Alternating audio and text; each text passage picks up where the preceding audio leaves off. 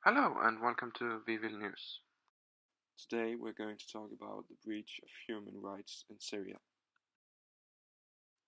IS forces carried out direct attacks on civilians, as well as indiscriminate attacks in which there were civilian casualties.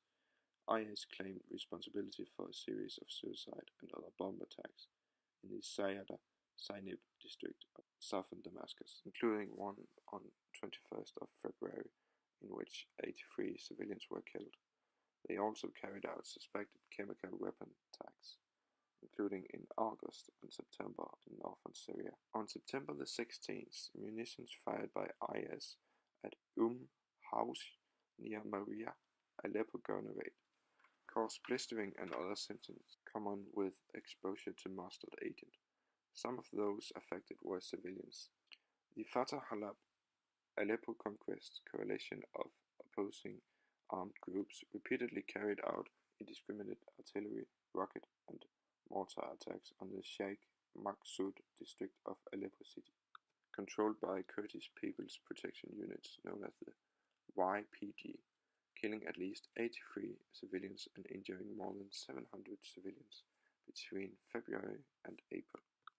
In May, at least 4 civilians in the area required medical treatment for the symptoms that suggested they had been exposed to a chlorine attack. Armed opposition groups fired imprecise mortars and missiles into government-held western Aleppo, killing at least 14 civilians on the 3rd of November, according to the independent monitoring group Syrian Network for Human Rights.